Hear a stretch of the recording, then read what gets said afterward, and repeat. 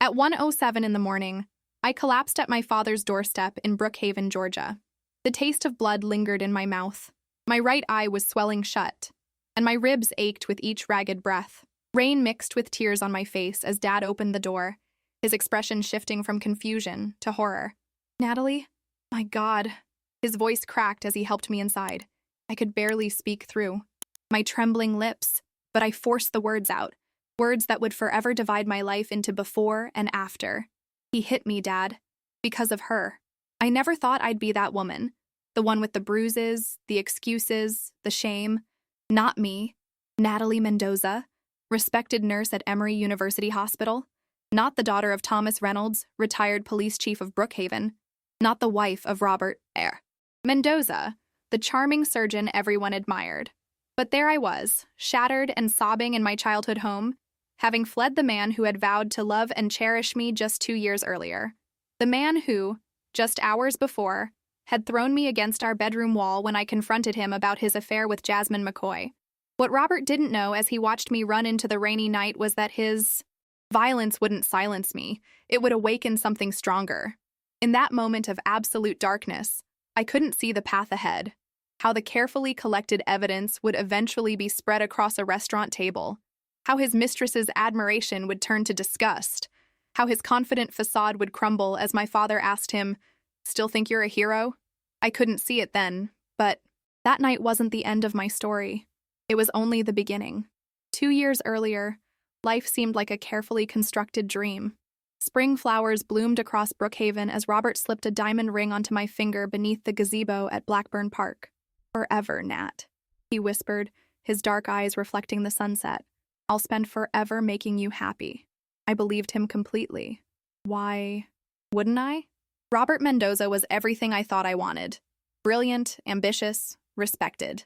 We'd met during my night shift in the ER when he came in as the on-call surgeon for a car accident victim. While we worked to stabilize the patient, I was struck by his calm efficiency, his gentle hands moving with precision and purpose. Later, as we shared lukewarm coffee in the break room at 3 a.m., something clicked between us. Robert laughed at my dry humor, listened when I spoke about my patients, asked questions about my life with genuine interest. After years of dating men who seemed intimidated by my independence or bored by my career, Robert felt different, like an equal, a partner. "You're unlike anyone I've ever met," he told me on our third date, reaching across the table to take my hand. "Most people I meet are either impressed by the doctor title or intimidated by it. You just see me." I smiled, feeling understood. "Well, I've cleaned up enough of your colleagues' messes in the ER to know that surgeons are just people with expensive educations and God complexes." He laughed, throwing his head back. "Ouch. Fair, but ouch." Our courtship was a whirlwind. Weekend trips to Savannah, intimate dinners, long walks through Brookhaven parks discussing everything from healthcare reform to our favorite books. 6 months later, he proposed. 6 months after that, we were married in a small ceremony at my father's backyard, surrounded by close friends and family. Dad pulled me aside during the reception, his weathered face serious beneath his smile. "You happy, Natalie?" "More than I've ever been," I answered honestly. He nodded slowly, eyes lingering on Robert across the garden. "He seems like a good man. Just remember what I always told you. Trust but verify," I finished, rolling my eyes affectionately. "Dad, not everyone's hiding something. Some people are exactly who they appear to be." He squeezed my hand. "I hope you're right, sweetheart. I really do." For the first year, married life exceeded my expectations.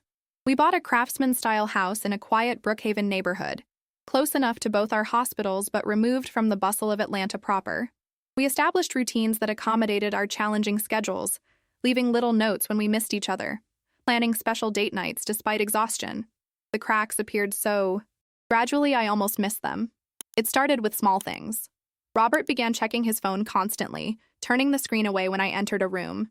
He started working later, claiming surgeries ran long or emergency consults came up. I believed him, of course. Hospital work is unpredictable. I knew that better than anyone.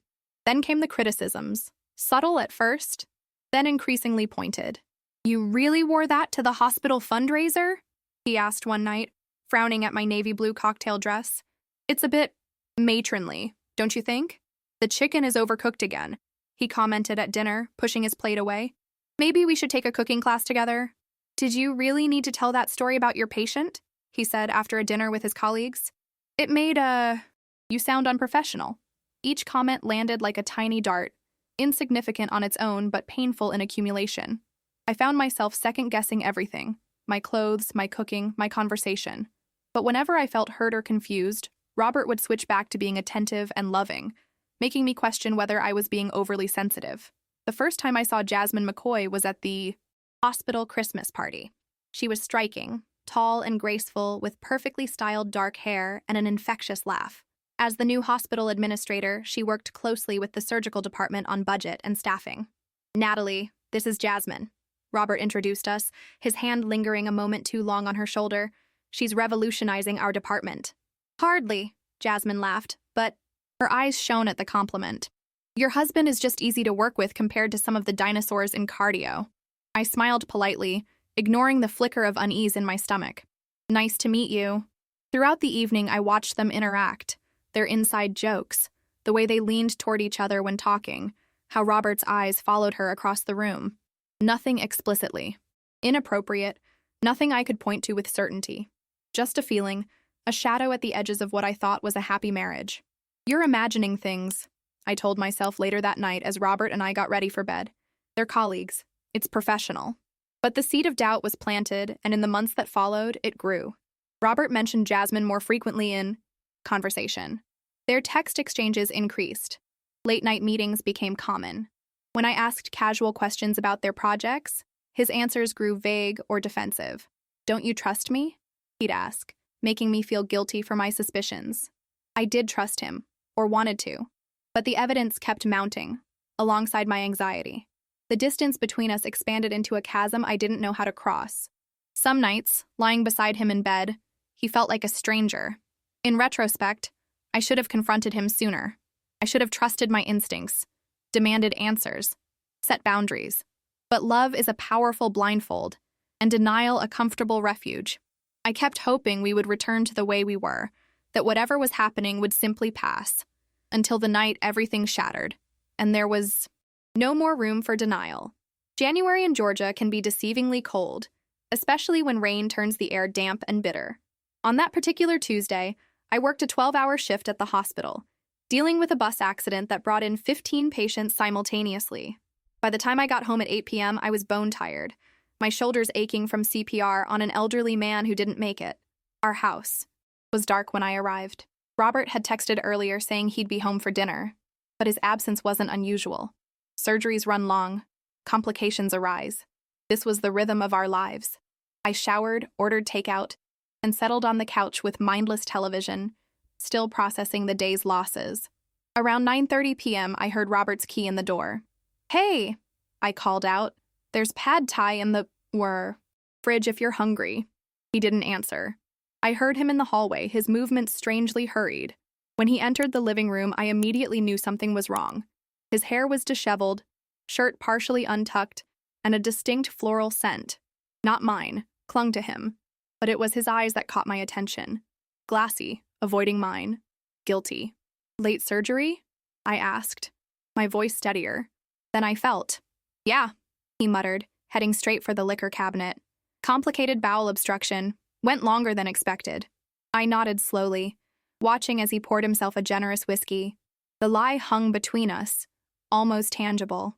That's interesting, I said carefully, because I called the surgical floor looking for you around 7. Marion said you left at 5. He froze mid-sip, then slowly turned to face me. I had a meeting with administration after. Budget stuff. With Jasmine? His expression hardened. Yes, with Jasmine. Is that a problem? The confirmation hit harder than I expected. All these months of suspicion and hearing him say her name like that, defensive, protective, made it real. It is when you lie about it, I replied, my voice trembling slightly. Robert, what's going on with you two? Nothing is going on, he snapped, draining his glass. She's a colleague. We work together. Do you regularly wear your colleague's perfume home? Do budget meetings typically leave lipstick on your collar? He glanced down, noticing the faint pink smear for the first time. Something shifted in his face then, the pretense dropping away, replaced by cold. Anger. Are you spying on me now? He demanded, Checking up on me? Calling the hospital? I stood up, my exhaustion replaced by a surge of adrenaline. I shouldn't have to spy to know where my husband is. Just tell me the truth, Robert. Are you having an affair with Jasmine? You're being ridiculous, he said, but his eyes slid away from mine. You're tired and emotional from your shift? We'll talk about this tomorrow when you're thinking clearly. The dismissal, the way he invalidated my concerns, my intelligence, something snapped inside me. No, I said firmly. We're talking about this now. I've seen the texts, Robert. I've noticed the late nights, the way you look at her. Do you think I'm stupid? He set his glass down with controlled precision. I think you're insecure. I think you're jealous of a professional relationship because your own career has stagnated. Not everyone wants to be just a nurse forever, Natalie. The cruelty of his words stung, but I pressed on. Show me your phone. What? Your phone. If there's nothing going on, show me your messages with Jasmine. His face darkened. I'm not giving you my phone. This is ridiculous. Then you're lying, I said, my voice rising. You're having an affair and you're standing there lying to my face about it. What happened next occurred so quickly I barely had time to process it. Robert strode across the room, grabbed my upper arms, and shoved me against the wall. My head hit with a dull thud, momentarily disorienting me. Enough, he shouted, his face inches from mine, unrecognizable in its fury. I'm sick of your accusations. Sick of your suspicion. If you were a better wife, maybe I wouldn't need to look elsewhere. The admission hung in the air between us. His grip tightened painfully on my arms. You're hurting me, I whispered, shock rippling through me. For a moment, awareness flickered in his eyes. Then, instead of releasing me, he pulled me forward and slammed me back against the wall again, harder. You don't know when to stop, do you? He hissed. Always pushing, always questioning. Jasmine knows how to support a man's career. She understands ambition. She doesn't drag me down with her neediness. His words cut as deeply as his physical assault.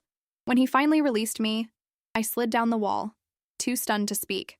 Robert stepped back, straightening his shirt as if coming back to himself. For a terrible moment, he just stared at me, his expression a mixture of disgust and panic. You made me do that, he said finally, his voice cold. Remember that. He turned and walked out of the living room.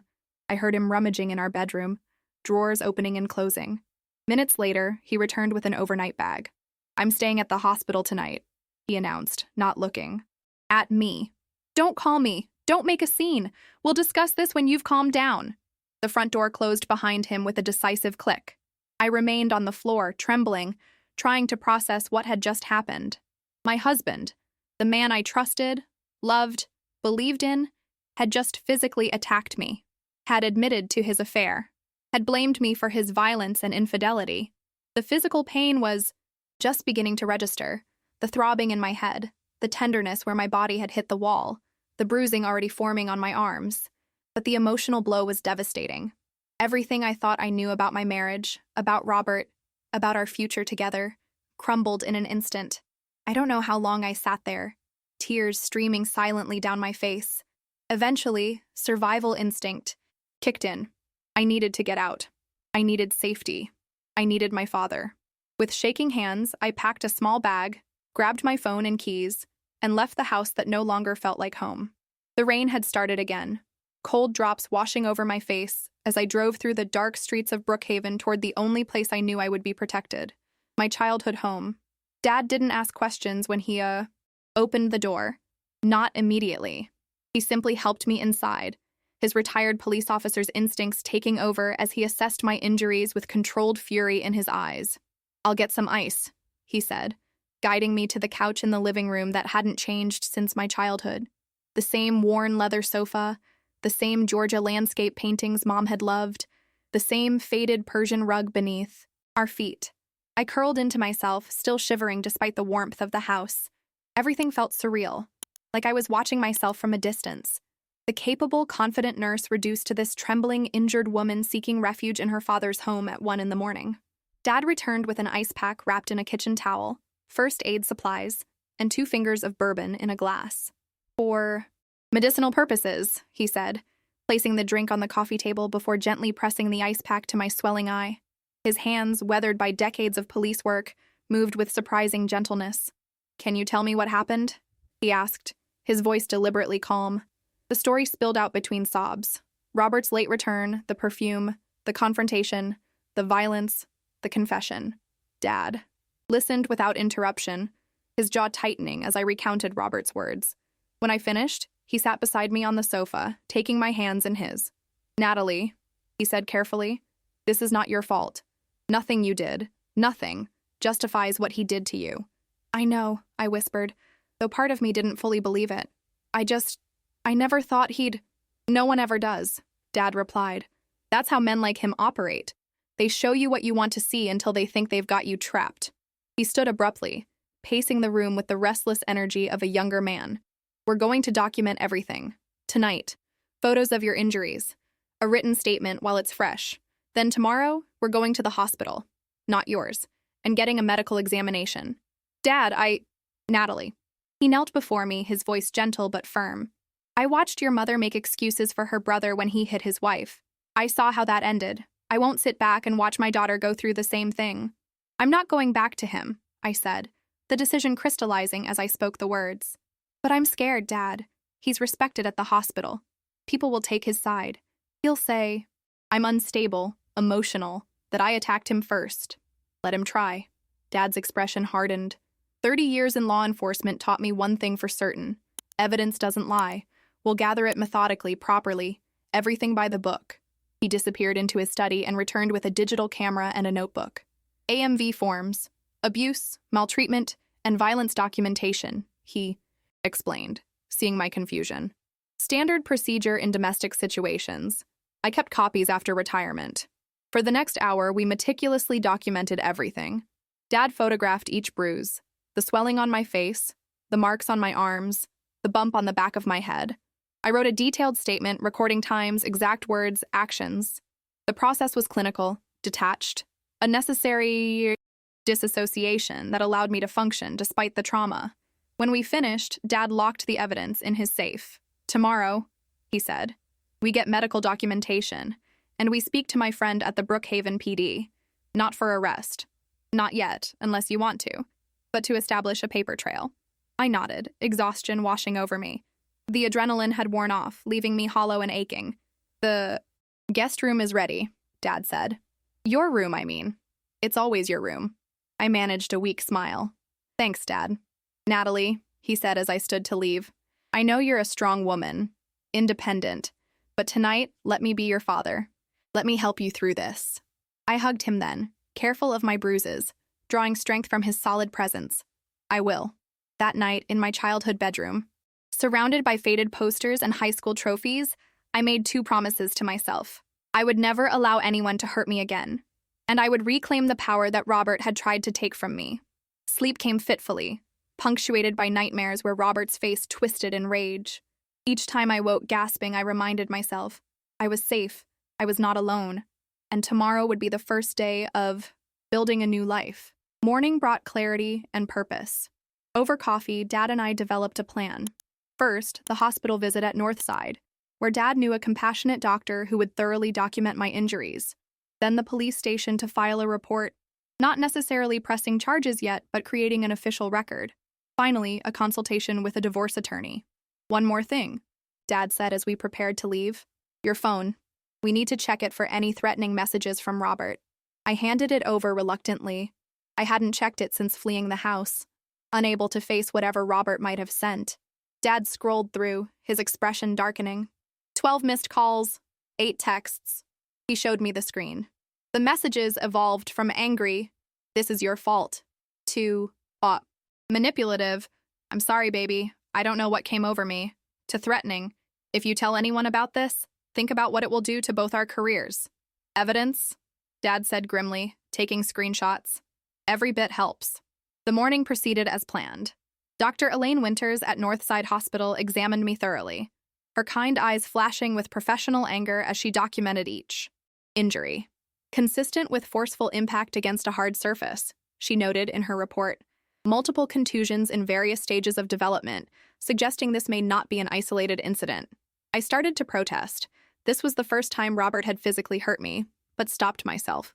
The emotional abuse had been building for months. The control, the criticism, the gaslighting, physical violence was just the culmination.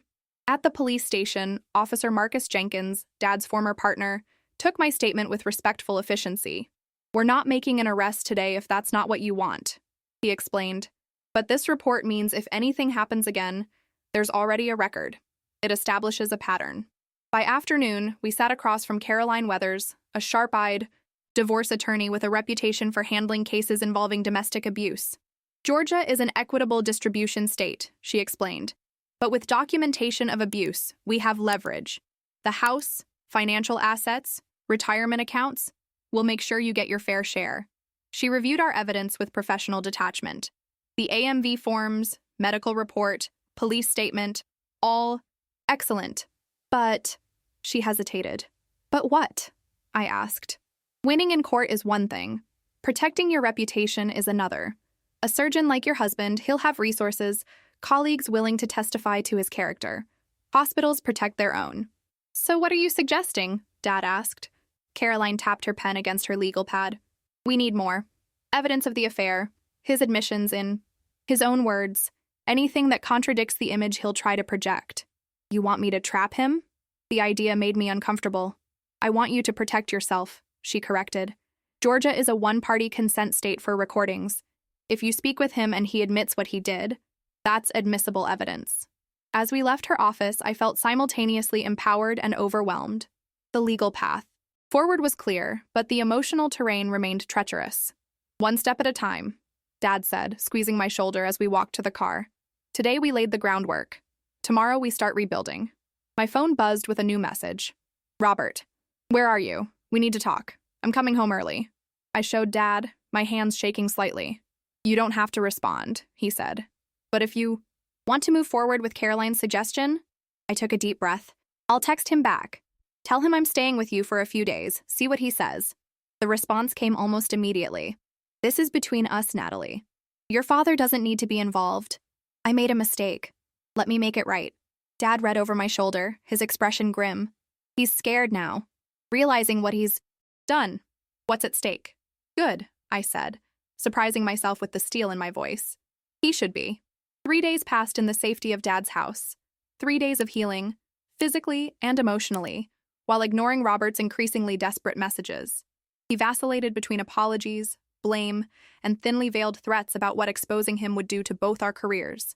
Each message confirmed what I now saw clearly. This was not love. It was control, possession, power. On the 4th day, Melissa Carter, my closest friend and fellow nurse, came to visit, bringing groceries and righteous anger. "I always thought he was too perfect," she said, examining my fading bruises with professional assessment and personal fury. "Too charming, like he was performing." We sat in Dad's kitchen, afternoon sunlight streaming through windows overlooking the backyard where I'd once celebrated my wedding.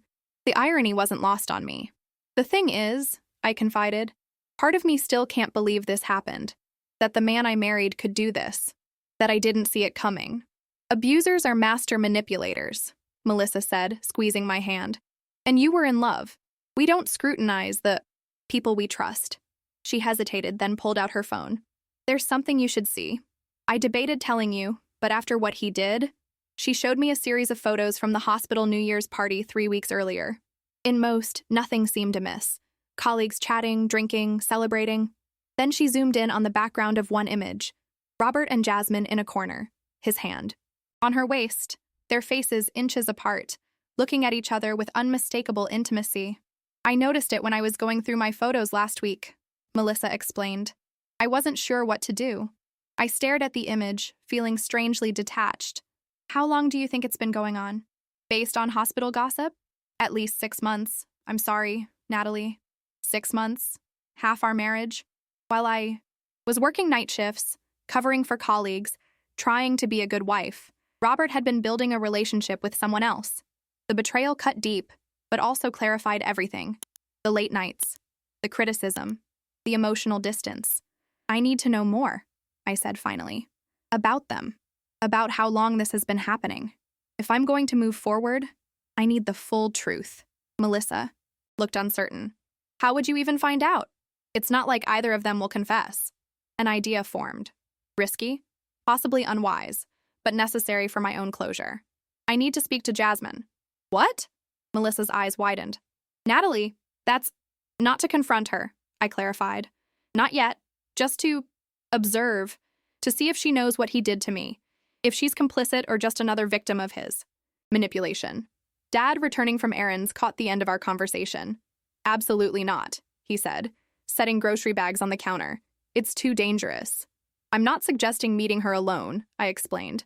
Just being in the same place, watching, listening. And how exactly would you arrange that? Dad asked skeptically. I thought for a moment. The Green Table, it's a restaurant. Near the hospital. Robert mentioned they go there for lunch sometimes.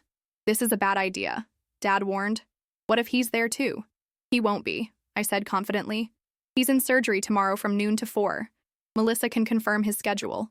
Melissa nodded reluctantly. I can check the board to be certain. I'm coming with you, Dad said firmly. Non-negotiable. The next day found us at the Green Table, a trendy farm-to-table restaurant frequented by hospital staff. Dad and I sat at a corner table with clear visibility of the entrance, my heart racing despite my outward calm. Melissa had confirmed Robert was in surgery, and Jasmine had been spotted heading toward the restaurant district. We observe only, Dad reminded me. No confrontations. I nodded, adjusting my sunglasses, aware that my bruises, though faded, were still visible without concealer. At 12:30 precisely, Jasmine entered, elegant, in a navy pencil skirt and cream blouse. She checked her watch, looked around, then took a table by the window. Alone. She's waiting for someone, Dad observed. 10 minutes passed. Jasmine checked her phone repeatedly, ordered a glass of wine, appeared increasingly impatient. Finally, she made a call, her expression tightening as she spoke. I think she's been stood up, I whispered. By Robert, Dad concluded. He's in surgery. The realization hit me. She didn't know.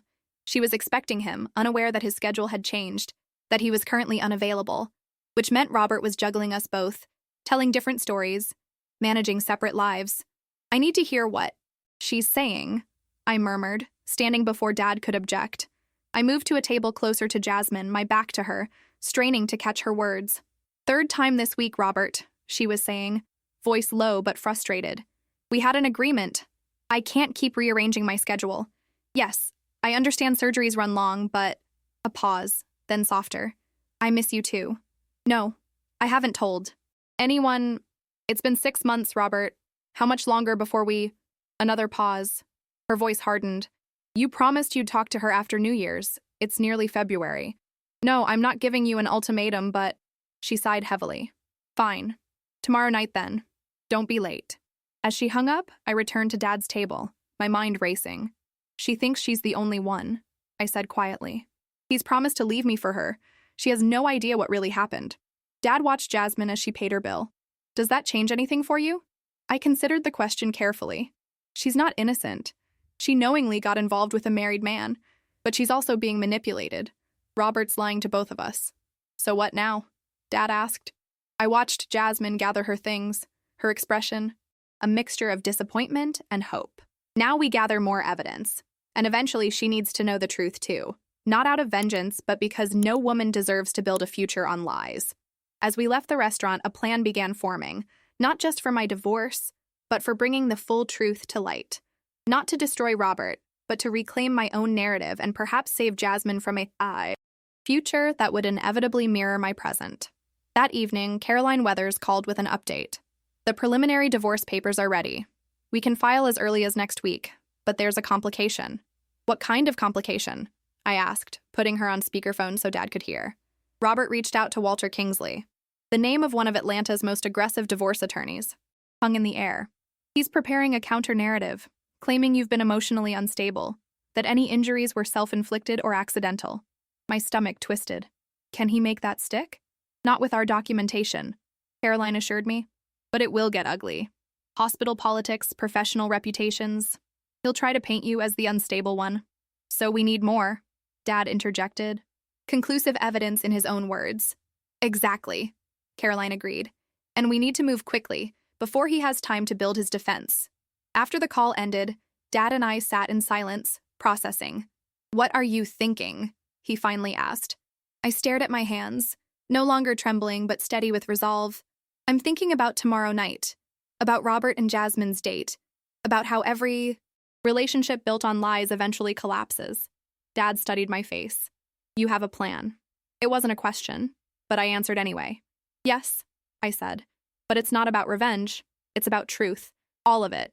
In the open, where neither of us can hide from it anymore. The plan took shape over the next 24 hours. Meticulous, calculated, leaving nothing to chance. Dad called in favors from former colleagues. Carolyn prepared legal documents, and Melissa monitored hospital schedules. I was both architect and centerpiece, driven by a clarity that cut through fear and doubt. Are you sure about this? Dad asked that evening as we reviewed the details one last time. It's not too late to take a different approach. I looked up from the restaurant floor plan spread across his kitchen table.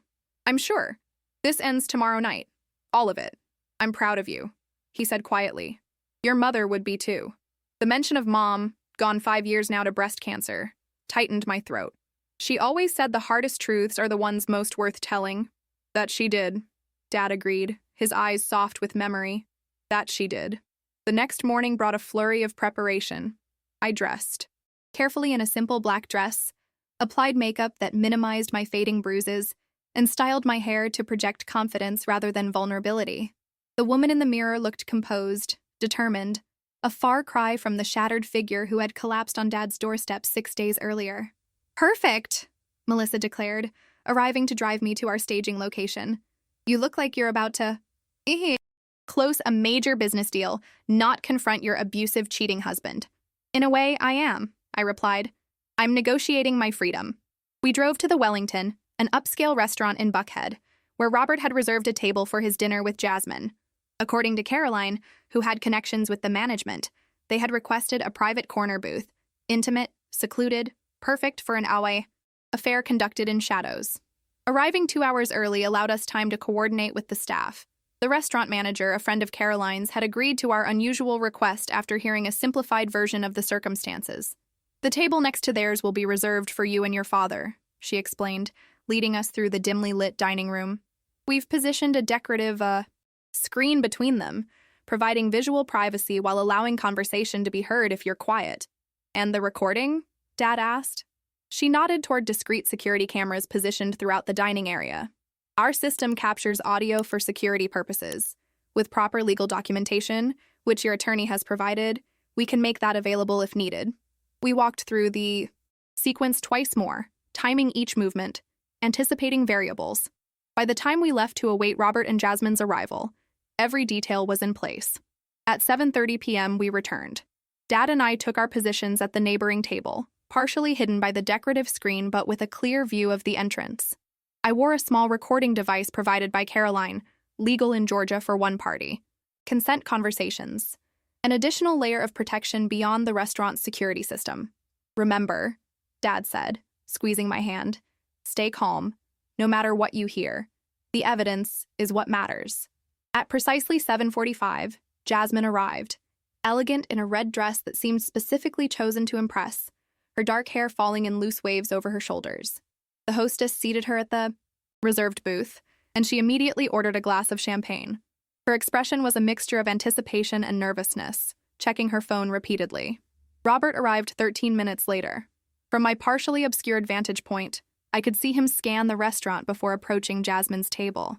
He leaned down to kiss her, a lingering kiss that twisted something inside me despite my resolved detachment.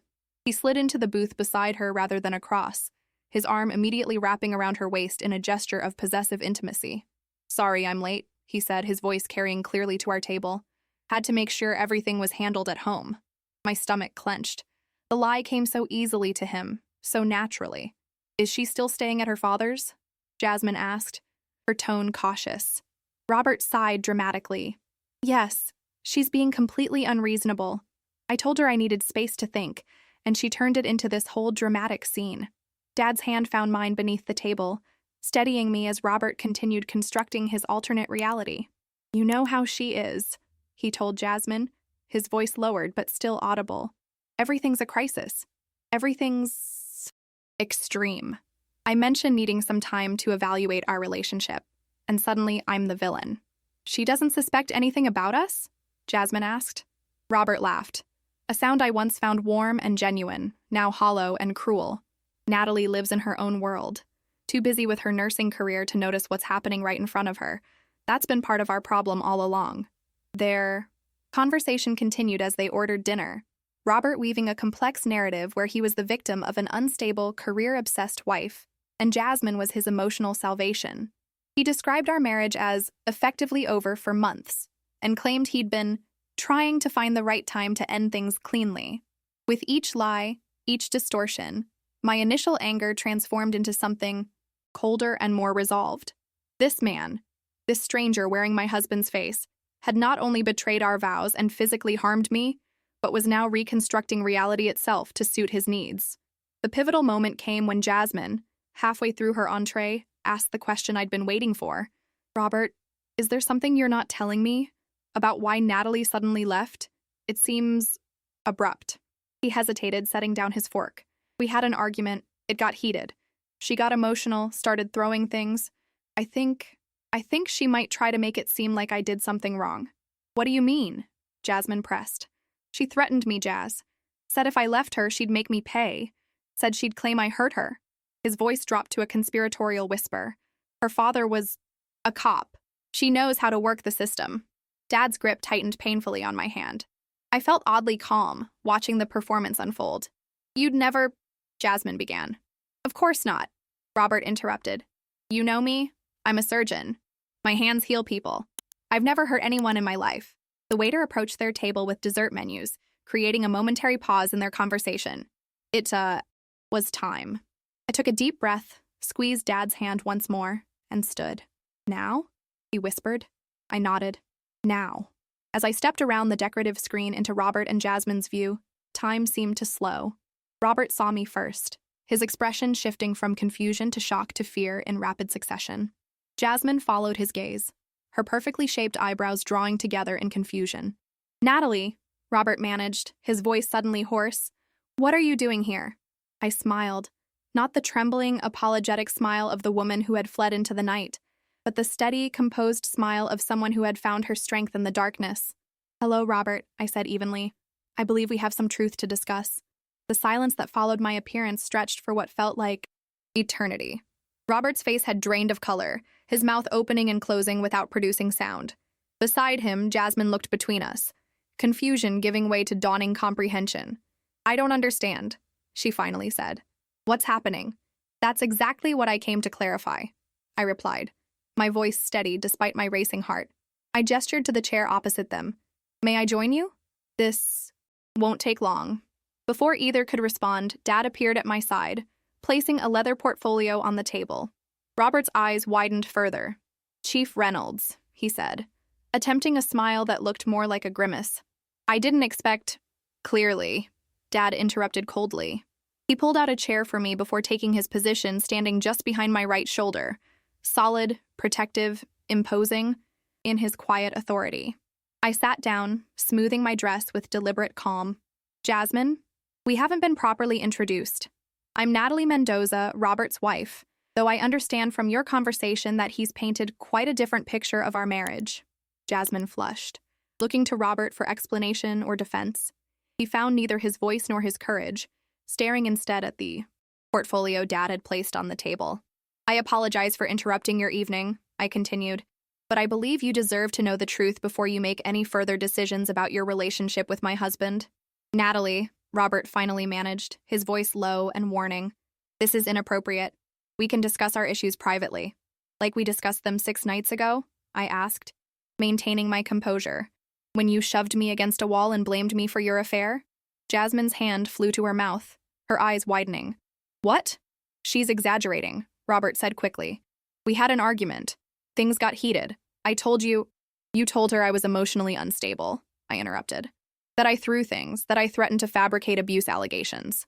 I turned to Jasmine. None of that is true.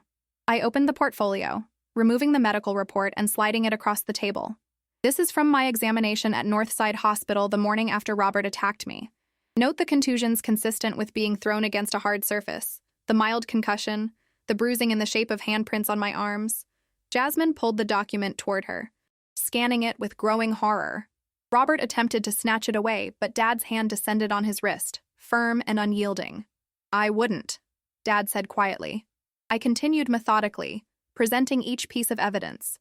The police report, the photographs documenting my injuries, the screenshots of Robert's threatening text messages. With each document, Jasmine's expression shifted further from confusion to disgust, while Robert sank deeper into rigid silence. "I'm not here for revenge," I explained, my voice softening slightly. "I'm here because both of us deserved better than lies. You've been with my husband for 6 months, believing you were the only one who truly understood him, who supported his ambitions. I spent 2 years married to him, gradually watching him become someone I didn't recognize. This is a performance," Robert finally said, desperate anger replacing his initial shock. "She's doing exactly what I warned you about, Jasmine. Creating a scene, manipulating the situation." "Stop," Jasmine said, her voice quiet but firm. She was staring at a photograph of my bruised face, taken the morning after I fled. "Just stop talking, Robert." She looked up at me, her eyes glistening with unshed tears. "I didn't know," she whispered. "I swear I didn't know he was violent." "I believe you," I said sincerely. "Robert is skilled at showing people exactly what they want to see." "This is ridiculous," Robert hissed, attempting to stand. "I'm not sitting here for this character assassination." "Actually, you are," Dad interjected. "Unless you'd prefer to continue." This conversation at the police station. Assault charges are still very much on the table. Robert sank back down, his expression hardening into something ugly and familiar. The same look he'd worn just before he attacked me. "You've been planning this," he accused. "Setting me up." "No, Robert," I corrected him. "I've been gathering evidence. There's a difference." I turned back to Jasmine. "I'm filing for divorce." That decision was made the moment he put his hands on me. "But I thought you should know the truth before you continue a relationship founded on lies." Jasmine nodded slowly, pushing the documents toward Robert. "Did you do this?" she asked him directly. "Did you hurt her?" "It wasn't like that," he insisted, but his eyes slid away from her searching gaze. "She's twisting." "Everything." "That's not an answer," Jasmine pressed. "Yes or no, Robert? Did you physically assault your wife?" The restaurant around us continued its elegant evening rhythms. Soft music, gentle conversation, the clink of silverware against fine china, creating a surreal backdrop to our moment of reckoning. "Things got out of hand," Robert finally muttered. "She was accusing me, screaming at me. About you. I just wanted her to calm down, to be reasonable." "Still not an answer," Dad observed coldly. "Yes," Robert snapped, his control finally breaking. "Yes, I pushed her. She wouldn't stop with the accusations and the questions and the demands. What was I supposed to do?" The admission hung in the air between us. Jasmine recoiled visibly, sliding away from him in the booth. "Not that," she said softly. "Never that." I felt an unexpected wave of compassion for her. Despite her role in my marriage's collapse, she too had been manipulated, fed a narrative designed to cast Robert as the hero of his own story. "The divorce papers will be delivered tomorrow," I said, gathering the documents back into the portfolio. "I don't want a lengthy legal battle. I don't want revenge. I just want this chapter of my life to end with dignity." I stood, suddenly weary of the confrontation, of Robert's presence, of the weight I'd been carrying for too long. "Goodbye, Robert." As I turned to leave, Jasmine's voice stopped me. "Natalie, wait." She had stood as well, distancing herself from Robert. "I'm sorry. I know that doesn't fix anything, but I am truly sorry. If I'd known—" "I know," I said. "But now you do know. What you do with that knowledge is up to you." Dad and I walked through the restaurant with measured steps, feeling the weight of stares following our exit. Outside in the cool evening air, I finally allowed myself to exhale fully. "You did well," Dad said, his arm around my shoulders. "Very well." "It doesn't feel like victory," I admitted. "Just clarity." "Sometimes that's the most important win," he replied, seeing the truth clearly and standing in it without flinching. As we drove away from the Wellington, I watched its elegant facade recede in the side mirror. Something was ending. Not just my marriage, but a version of myself that had accepted less than she deserved, that had mistaken control for care, possession for love. In its place, something new was beginning, something stronger, clearer, and entirely my own. The 3 weeks following the confrontation at the Wellington passed in a blur of legal meetings, hospital administration discussions, and quiet moments of reflection. The divorce proceedings moved forward with surprising efficiency. Robert, perhaps understanding the strength of my evidence, offered minimal resistance to the settlement Caroline had drafted. "He's being unusually cooperative," Caroline remarked during our final review meeting in her sleek downtown office. "No challenges to the asset division, no attempt to claim the house, straightforward agreement on the financial terms." "He wants this over quickly," I observed, scanning the documents spread before us, "before it damages his reputation any further." Caroline nodded, her shrewd eyes assessing me. "Speaking of reputations, how are things at the hospital?" I sighed, remembering the awkward silences and curious glances that had greeted my return to work. "Complicated. Gossip travels fast in hospital corridors." The hardest part had been meeting with Dr. Eleanor Winters, the chief of nursing, to explain my situation. I'd feared judgment, or disbelief, but instead found unexpected support. "Natalie," she'd said after listening to my abbreviated account, "this institution values your contribution too much to lose you over personal circumstances. If working in the ER has become uncomfortable due to proximity to the surgical department, we can discuss a transfer to another unit with no loss of seniority." Her offer had brought tears to my eyes, the first I'd shed since the night I fled our home. "Thank you," I'd managed. "I'd like some time to consider my options." Now, sitting across from Caroline, I felt a growing certainty about my path forward. "I'm thinking of accepting a position at Northside," I told her. "Dr. Winters, who examined me that first morning, offered me a place in their trauma unit. It would be a fresh start, away from the rumors and Robert's influence." "That sounds like a healthy decision," Caroline agreed, sliding the final divorce decree toward me. "One signature here, and this chapter of your life officially closes." I stared at the document, remembering the hopeful bride I'd been just 2 years earlier. So much had changed. Not just my circumstances, but something fundamental within me. The pen felt heavy as I lifted it, poised above the signature line. "Any second thoughts?" Caroline asked gently. I shook my head. "No, just acknowledging the journey." I signed my name with steady strokes, then sat back with an exhale that felt like releasing a long-held breath. "There. Done." "Almost," Caroline corrected, gathering the papers. "The judge will sign off next week, and then it's truly final. In the meantime, how are you really doing, Natalie, beyond the legal process?" The question caught me off guard. So many people had asked me variations of it over the past weeks. Dad, Melissa, colleagues, even my therapist.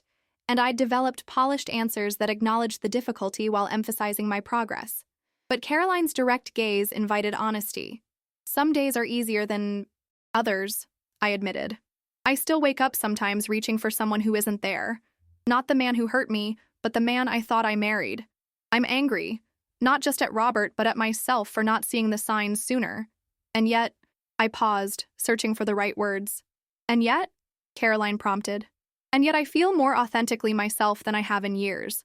Like I've reclaimed something essential that was slowly being eroded. Does that make sense?" "Perfect sense," she replied with a warm smile. "That's not just survival, Natalie. That's growth." As I left Caroline's office and stepped into the bright spring sunshine, my phone buzzed with a text message.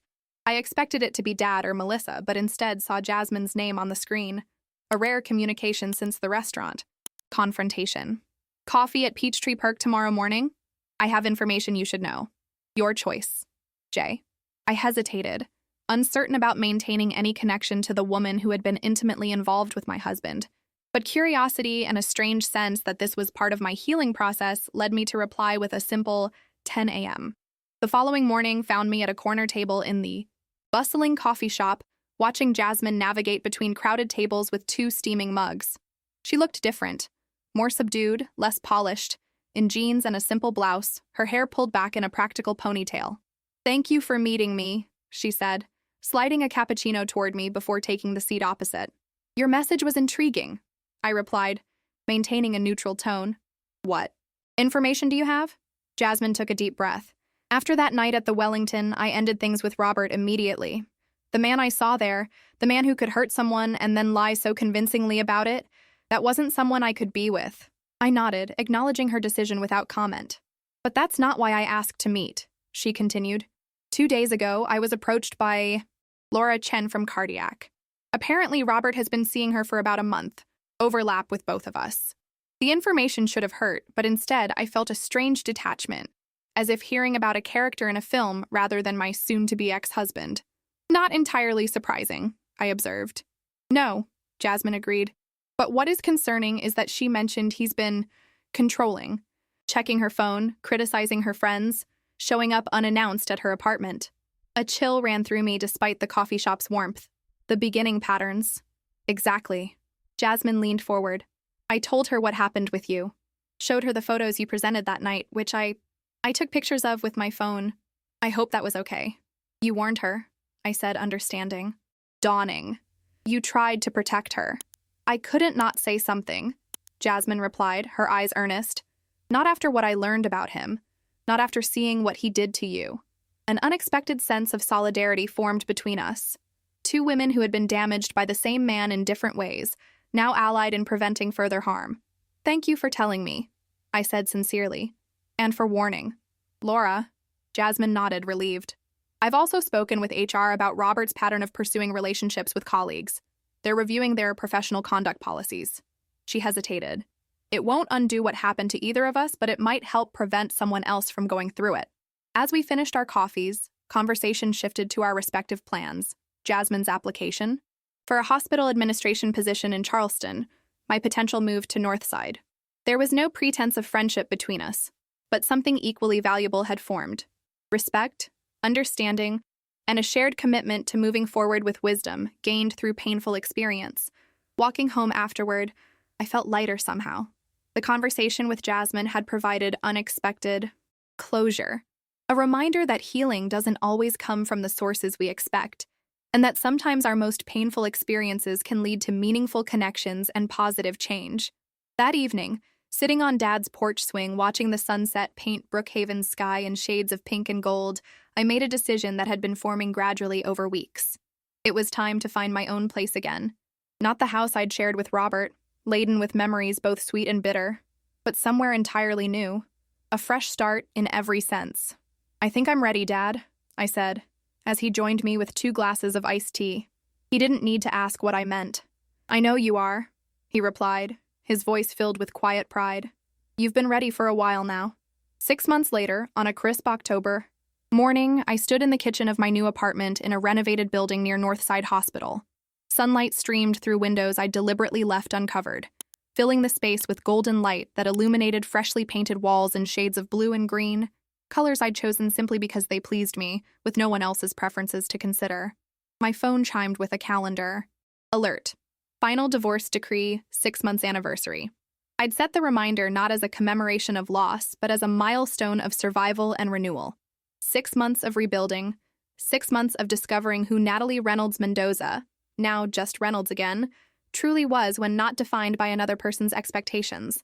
I silenced the alert and poured another cup of coffee, savoring the quiet morning. Ritual before my shift at Northside's trauma center. The past half year had brought significant changes.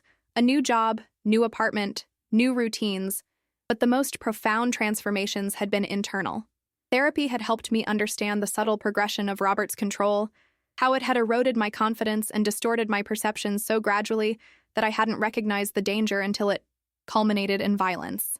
I'd learned to identify the warning signs, not just to protect myself in future relationships, but to help the patients I sometimes encountered in the trauma unit who showed the telltale indicators of domestic abuse. You have a gift for connecting with them, Dr. Harris, the unit director, had told me recently. They trust you in a way they don't trust others. I speak their language, I'd replied simply. I've been where they are. The decision to be open about my experience had been deliberate and sometimes difficult. I'd feared judgment, pity, or disbelief, but instead found that my honesty created space for others to share their own stories. Colleagues confided similar experiences. Friends admitted concerns about relationships they'd escaped or were still navigating. Even Dad, always my protector, revealed vulnerabilities I'd never glimpsed before. I blame myself sometimes, he'd admitted during a quiet dinner at his house, for not seeing what was happening to you sooner. I didn't see it either, Dad, I'd reminded him. That's how it works. Incrementally, invisibly, until suddenly you're in too deep to recognize your own situation clearly. Still, he'd insisted. I was a police officer for 30 years. I should have noticed. You noticed when it mattered most? I told him, reaching for his hand. You were there when I needed you. That's what counts. My phone buzzed again. A text from Melissa. Drinks tonight to celebrate your decree-aversary? The gang's all in? I smiled, typing back, "Absolutely. Usual place at 7. The gang had expanded over the months. Melissa and her husband, 2 nurses from my new unit, Dad and his new friend Elaine, a relationship he was navigating with endearing caution. Even Caroline occasionally joined our gatherings. A chosen family forming around me, supportive and genuine. As for Robert, our paths had diverged completely. The last I'd heard through hospital grapevine, he'd accepted a position at a medical center in Phoenix, a move that coincided suspiciously with an ethics investigation at Emory, following multiple complaints about his professional conduct and personal relationships with colleagues. Jasmine had moved to Charleston as planned. Laura Chen, after ending things with Robert, had found a healthier relationship with a radiologist, who, by all accounts, treated her with respect and kindness. Life had moved forward for all of us, shaped but not defined by our intersecting experiences. Finishing my coffee, I moved to the bathroom to prepare for my day. The woman in the mirror looked back at me with clear eyes and a steady gaze. Familiar, yet somehow new. The physical marks of that January night had long since faded, but the internal transformation they had catalyzed remained, evident in the confident set of my shoulders and the self-possession in my expression. I thought about the patients I would treat today, the lives that would briefly intersect with mine in moments of crisis and vulnerability. I thought about the woman who might arrive like I once had, bruised and frightened, needing not just medical care but understanding without judgment. I was ready to provide both. My phone rang. Dad, calling for our morning check-in. "Hey, Dad," I answered, smiling at his predictable timing. "Morning, sweetheart," he replied, his voice warm. "Just making sure we're still on for dinner Sunday." "Wouldn't miss it," I assured him. "I'm bringing that chocolate cake you pretend not to love." His chuckle filled the line. "Looking forward to it. How are you feeling?" "Today?" I knew what he was really asking. How was I handling this 6-month marker? This official end to a chapter that had nearly broken me? "I'm good, Dad," I said, the simple words carrying the weight of truth. "Really good." "Proud of you, Natalie," he said quietly. "Always have been, but these days, well, you're something else." After we disconnected, I finished getting ready for work, gathered my keys and bag, and paused at the door of my apartment. 6 months ago, I couldn't have imagined standing here, independent, strong, focused on a future I was building deliberately, choice by choice. The journey from that rainy night on Dad's doorstep to this sun-filled morning hadn't been easy or linear. There had been setbacks, moments of doubt, nights when memories ambushed me in darkness. But through it all, something had sustained me. Not just the support of those who loved me, but an inner resilience I hadn't known I possessed until it was tested beyond measure. I stepped outside, locking the door behind me, and headed toward the elevator. As I descended to the lobby, I remembered something Mom had told me during her final months, when she was facing her cancer diagnosis. With characteristic grace. "The truest strength isn't in never falling, Natalie. It's in how you rise afterward, what you build from the pieces." Emerging into the bright October morning, I tilted my face toward the sun, embracing its warmth and the promise of the day ahead. The woman who had run through rainy darkness 6 months ago, bruised and terrified, had transformed into someone stronger, wiser, and more authentically herself than she had ever been before. That was the paradox and the gift of my journey. That my greatest vulnerability had led to my greatest strength, that my darkest moment had ultimately guided me toward light. I walked toward my car, ready to face whatever the day might bring, carrying the most important lesson of all. You can't control the actions of others, but you can reclaim your life, your dignity, and your power. And that is the true victory.